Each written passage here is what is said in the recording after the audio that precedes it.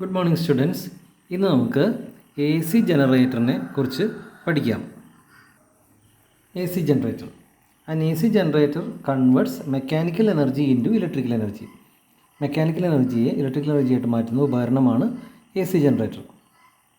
Nicholas Tesla എന്ന ശാസ്ത്രജ്ഞനാണ് A C generator develop ചെയ്തത്. മോഡേൺ ഡേയ്സിൽ വളരെ പവർഫുള്ളായിട്ടുള്ള എ സി ജനറേറ്റേഴ്സ് ഉണ്ട്. ഏകദേശം 500 മെഗാവാട്ടോളം അതിൽ കൂടുതലും ഒക്കെ ഇലക്ട്രിക്കൽ പവർ ഉണ്ടാക്കാൻ സാധിക്കുന്നുണ്ട്. നമ്മുടെ നാട്ടിൽ ഇന്ത്യയിൽ വരുന്ന ഇലക്ട്രിസിറ്റി, എ സി ഇലക്ട്രിസിറ്റിയുടെ ഫ്രീക്വൻസി എന്ന് പറയുന്നത് 50 ഹെർട്സാണ്. എന്നാൽ ചില വിദേശ രാജ്യങ്ങൾ, USA പോലുള്ള ചില വിദേശ രാജ്യങ്ങളിൽ അത് 60 ഹെർട്സാണ് അവരുടെ സ്റ്റാൻഡേർഡ്.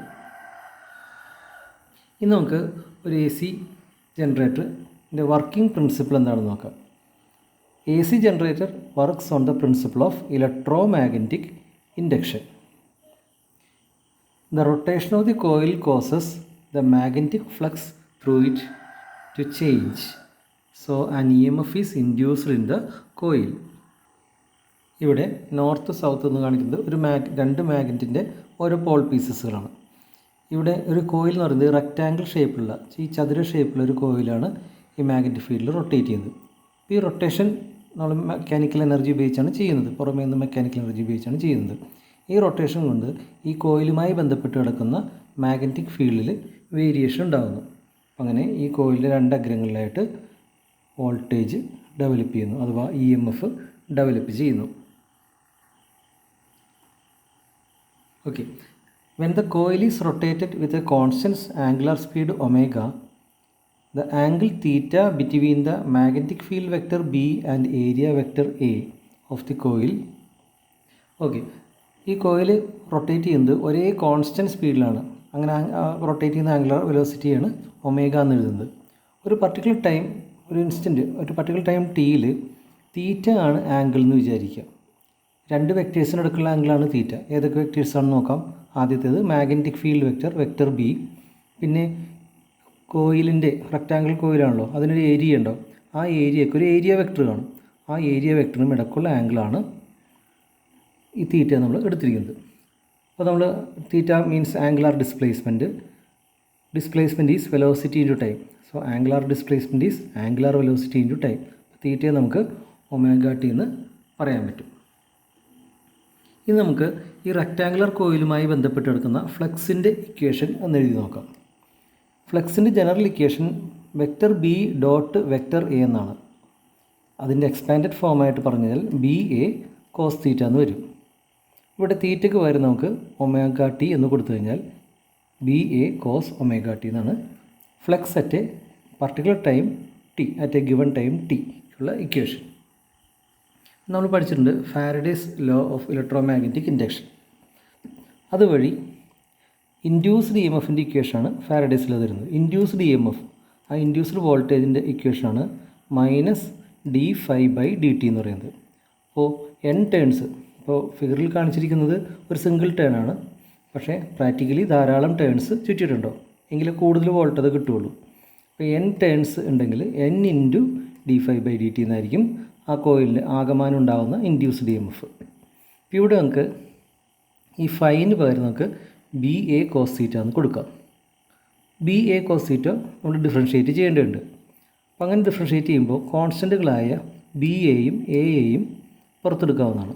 അപ്പം അങ്ങനെ NBA with A minus simple into differentiation നടത്തുന്നത് നമുക്ക് കോസ് ഒമേഗ ടിക്ക് മാത്രമേ ഡിഫറൻഷ്യേറ്റ് ചെയ്യേണ്ട ആവശ്യമുള്ളൂ. കാരണം ഇവിടെ ടി എന്ന അത് വേരിയബിളാണ്. ഒമേഗ കോൺസ്റ്റൻ്റ് ആണെങ്കിലും ടൈം ഒരു വേരിയബിൾ ആയതുകൊണ്ട് കോസ് ഒമേഗ ടി നമ്മൾ ഡിഫറൻഷ്യേറ്റ് ചെയ്യുന്നു. അങ്ങനെ ഡിഫറൻഷ്യേറ്റ് ചെയ്ത് കഴിയുമ്പോൾ കോസ് ഒമേഗ ടിയുടെ ഡിഫറൻഷ്യലാണ് sine omega T minus sine omega T. ആ മൈനസും കൂടി പ്ലസ് ആയിട്ട് മാറുന്നു. പിന്നീട് ഒമേഗ ടിയും കൂടി ഡിഫറൻഷ്യേറ്റ് ചെയ്യണം. ഒമേഗ ടിയുടെ ഡിഫറൻഷ്യേറ്റ് ചെയ്യുമ്പോൾ ഒമേഗ എന്നുകൂടി വരുന്നു. അങ്ങനെ induced EMF at a given time T is NBA omega sine omega T എന്ന് കിട്ടുകയാണ് ചെയ്യുന്നത്. ഇനി നമുക്ക് എപ്പോഴാണ് ഈ ഇൻഡ്യൂസ്ഡ് EMF മാക്സിമം ആകുക എന്ന് മനസ്സിലാക്കാം. അതിന് ഈ ഫിഗർ നോക്കാം.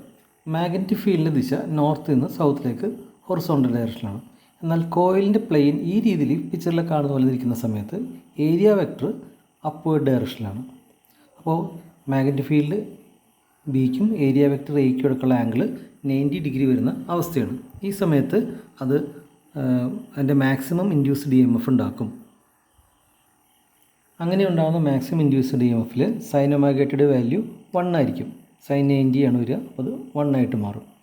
അപ്പോൾ ആ maximum induced E M F ആയിരിക്കും NBA ഒമേഗ. അതാണ് ഇവിടെ എഴുതിയിരിക്കുന്നത്. NBA omega is the maximum value of the induced E M F. നമുക്ക് ഈ maximum value of induced E M F NBA ഒമേഗനെ നമുക്ക് എപ്സിലോൺ 0 എന്ന് വിളിക്കാം, ദ പീക്ക് വാല്യൂ. അപ്പോൾ അങ്ങനെയാകുമ്പോൾ നമുക്ക് നേരത്തെ പറഞ്ഞ ഇക്വേഷനെ epsilon equal to epsilon 0 sine omega T എന്ന് എഴുതാൻ പറ്റും. So this is the equation for the instantaneous value of induced E M F at a given instant of time T. ഈ ഇക്വേഷൻ കാണിക്കുന്നത് the direction of the current changes periodically and therefore current is called alternating current. ഈ ഇക്വേഷനിൽ എപ്സിലോണിൻ്റെ value epsilon 0 ഒരു constant ആണെങ്കിലും sign ഫംഗ്ഷൻ്റെ value -1 +1 ഇടയ്ക്ക് ടൈമിനനുസരിച്ച് vary ചെയ്യുന്നുകൊണ്ടിരിക്കും എന്നാണത് കാണിച്ചിരിക്കുന്നത്. നമുക്ക് ഈ ഇക്വേഷനെ ഈ രീതിയിൽ മാറ്റി എഴുതാം. സൈൻ ഒമേഗ ടി എന്നുള്ളത് ഒമേഗയ്ക്ക് പകരം 2π ന്യൂ മീൻസ് ഫ്രീക്വൻസി എന്ന രീതിയിലും മാറ്റി എഴുതാവുന്നതാണ്. അവിടെ ന്യൂ എന്നത് ജനറേറ്റർ കോയിലിൻ്റെ റവല്യൂഷൻ ഫ്രീക്വൻസി ആയിട്ട് വരും. Now we can discuss about the construction of the AC generator. An AC generator consists of a coil mounted on a rotor shaft. ഇവിടെ റൊട്ടേറ്റ് ചെയ്യുന്ന ഭാഗത്തെയാണ് നമ്മൾ റോട്ടർ എന്ന് പറയുന്നത്. അപ്പോൾ ഇങ്ങനെ ഒരു ഷാഫ്റ്റിൽ ഇങ്ങനെ കറങ്ങാൻ ഭാഗത്തിന് ഒരു ഷാഫ്റ്റിലാണ് ഈ റെക്റ്റാങ്കുലർ കോയിൽ മൗണ്ട് ചെയ്തിരിക്കുന്നത്. The axis of rotation of the coil is perpendicular to the direction of the magnetic field. ഈ ആക്സിസിൻ്റെ ദിശ എന്ന് പറയുന്നത് ഇവിടെ മാഗ്നറ്റിക് ഫീൽഡ് ദിശ താഴേക്ക് കാണിച്ചിരുന്നു. ഇത് നോർത്ത് പോളും ഇത് സൗത്ത് പോളും ആയിരിക്കണം. മാഗ്നറ്റിക് ഫീൽഡ് ദിശക്ക് പെർപെൻഡിക്കുലർ ആകുന്ന രീതിയിലാണ് അത് ഫിറ്റ് ചെയ്തിരിക്കുന്നത്. ദ കോയിൽ, ഈ കോയിൽ നമ്മൾ ആർമേച്ചർ എന്ന് പറയും. Is mechanically rotated in the uniform magnetic field by some external means. പുറമേ നിന്ന് മെക്കാനിക്കൽ എനർജി വെച്ച് ഇതിനെ റൊട്ടേറ്റ് ചെയ്യുന്നത്. The ends of the coil are connected to an external circuit by means of slip rings and brushes. ഇവിടെ generate ചെയ്യുന്ന E M F നമുക്ക് പുറത്ത് ലോകത്തേക്ക് എടുക്കേണ്ടതുണ്ട്. അപ്പോൾ അതിന് വേണ്ടി നമ്മൾ ഈ 2 റിങ്സുകളിലും ഓരോരോ ബ്രഷുകൾ കണക്ട് ചെയ്തിട്ടുണ്ട്. ഫിക്സ് ചെയ്തിരിക്കില്ല, അത് റബ്ബ് ചെയ്ത് മൂവ് ചെയ്യുന്നുണ്ട്. അതിനെ നമ്മൾ സ്ലിപ്പ് റിങ്സ് എന്നാണ് പറയുന്നത്. So these are the 2 slip rings and these are the corresponding brushes. A C ജനറേറ്ററിൻ്റെ പ്രോബ്ലം ക്വസ്റ്റ്യൻ വരുമ്പോൾ നമ്മൾ ഈ ഫിഗർ വരക്കാനായിട്ട് പഠിച്ചിരിക്കണം. മാഗ്നറ്റുകൾ, റെക്റ്റാങ്കുലർ ലൂപ്പ്, ഓരോ റെക്റ്റാങ്കുലർ ലൂപ്പിൻ്റെ അറ്റവും ഓരോരോ സെപ്പറേറ്റ് റിങ്സുമായിട്ട് കണക്ട് ചെയ്തിരിക്കുന്നു. ഓരോ റിങ്സിനും ഓരോരോ ബ്രഷസ്. അതിൽ നിന്നുള്ള ഔട്ട്പുട്ടാണ് ആൾട്ടർനേറ്റിംഗ് ഇ എം എഫ് ആയിട്ട് പുറത്തേക്ക് എടുത്തിരിക്കുന്നത്. ഇനി നമുക്കിതിൻ്റെ വർക്കിംഗ് ഒന്ന് പെട്ടെന്ന് നോക്കാം. When the armature coil is mechanically rotated in a uniform magnetic field, the magnetic flux through the coil changes and hence an EMF is induced. ഇത് നമ്മൾ പറഞ്ഞ കാര്യം തന്നെയാണ്. So the ends of the coils are connected to the external circuit by means of slip rings and brushes. ഇവിടെ ഇതാണ് slip rings, ഇത് രണ്ടും ഓരോ ബ്രഷസ് ആണ്. ഈ ഫിഗറിൽ നോക്കിയാൽ കാണാൻ സാധിക്കും മാഗ്നറ്റിക് ഫീൽഡും എ വെക്ടറും ബി വെക്ടറും പെർപെൻഡിക്കുലറായി വരുന്ന ഈ ഒരു സ്റ്റേജിലും ഈ ഒരു സ്റ്റേജിലുമാണ് ഇ എം എഫ്. ഇങ്ങനൊരു സൈൻ കർവ് കാണാം, മാക്സിമം ആയിരിക്കുന്നത് കാണാൻ പറ്റും ഈ 2 സ്റ്റേജിൽ. എന്നാൽ വെർട്ടിക്കലായിട്ട് നിൽക്കുന്ന ഈ സ്റ്റേജുകളിൽ, ഈ ബാക്കി 3 സ്റ്റേജുകളിലും അവിടെ 0 വോൾട്ടേജാണ്. ഈ ഒരു പോയിൻറ്റ്, രണ്ടാമത്തെ പോയിൻറ്റ്, മൂന്നാമത്തെ പോയിൻറ്റ്, ഈ 3 പോയിൻറ്റിലും വോൾട്ടേജ് 0 ആണ്. അവിടെ plane of the coil is perpendicular to the magnetic field. അവിടേക്ക് തീറ്റ വാല്യൂ ഇവിടെ 0 ഒന്നായിട്ട് കാണാൻ പറ്റും. അപ്പോൾ ഈ എ സിയുടെ ഈ ഒരു ഡയഗ്രാം വരക്കാൻ, മുകളിലത്തെ വേണമെന്നില്ല, ഈ ഒരു ഡയഗ്രാം വരക്കാൻ നമ്മൾ പഠിച്ചിരിക്കണം. ഇനി പ്രാക്ടിക്കലായിട്ടുള്ള ജനറേറ്റേഴ്സിൽ തിരിച്ചുമാകാം, കോയിൽസ് അനക്കാതെ വെച്ചിട്ട് മാഗ്നറ്റ് റൊട്ടേറ്റ് ചെയ്യുന്ന രീതികളും ഉണ്ട്. നമ്മൾ ഈ ജനറേറ്ററുകൾ എവിടെയൊക്കെയാണ് ഉപയോഗിക്കുന്നത്? Hydro electric generators, thermal generators, nuclear power generators, ഇവിടെയൊക്കെയാണ് ഉപയോഗിക്കുന്നത്. ഹൈഡ്രോ ഇലക്ട്രിക് ജനറേറ്റേഴ്സിൽ നിന്ന് വെള്ളത്തിൽ നിന്നുണ്ടാക്കുന്ന വൈദ്യുതിയാണ്.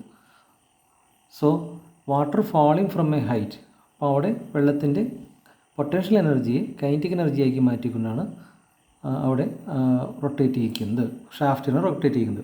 Thermal generators, water is heat up to produce steam, വെള്ളം ചൂടാക്കി സ്റ്റീമാക്കി മാറ്റി അത് ജെറ്റ് ചെയ്ത് പുറത്തേക്കെടുത്ത് ആ സ്റ്റീം ഉപയോഗിച്ച് ടർബൈൻ കറക്കി അങ്ങനെ ആർമേച്ചറിനെ റൊട്ടേറ്റ് ചെയ്തുകൊണ്ട് ജനറേറ്റർ വർക്ക് ചെയ്യുക. അതാണ് തെർമൽ ജനറേറ്റേഴ്സിൽ നിന്ന്.